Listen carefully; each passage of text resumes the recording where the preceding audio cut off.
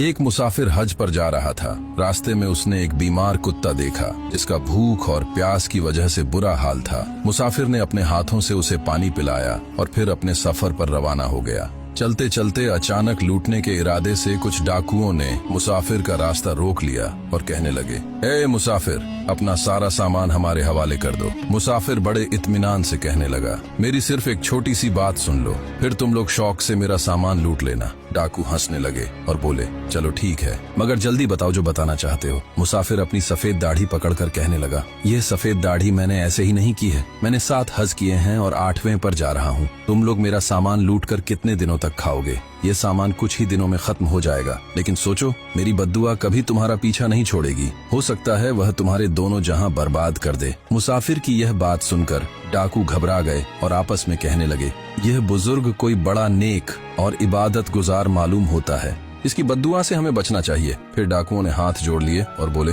ऐ भले आदमी, हमें माफ कर दो, हमसे गलती हो गई। अब तुम अपने रास्ते जाओ और हम अपने रास्ते जाते हैं। डाकुओं ने अभी कुछ कदम ही उठाए थे कि अचानक डाकुओं पर बादशाह के सिपाहियों ने हमला कर दिया और डाकुओं को गिरफ्तार कर लिया। जब डाकू पकड़े गए तो एक डाकू दूसरे से कहने लगा, देखा बुजुर्ग की बद्दुआ का नतीजा। फिर सिपाही डाकुओं को बादशाह के दरबार में ले जाकर पेश कर दिया। उस बादशाह की एक नौजवान बेटी थी जो एक खतरनाक बीमारी में मुब्तला थी। डॉक्टरों और हकीमों ने यह कहकर जवाब दे दिया था कि अब उसे सिर्फ किसी नेक इंसान की दुआ ही शायद बचा सकती है। इसलिए बादशाह ने डाकुओं से कहा, अगर तुम लोग मुझे किसी ऐसे नेक इंसान का पता बता दो जिसकी दुआ से मेरी बेटी ठीक हो सके, तो मैं तुम लोगों की सारी चोरियां माफ कर दूंगा।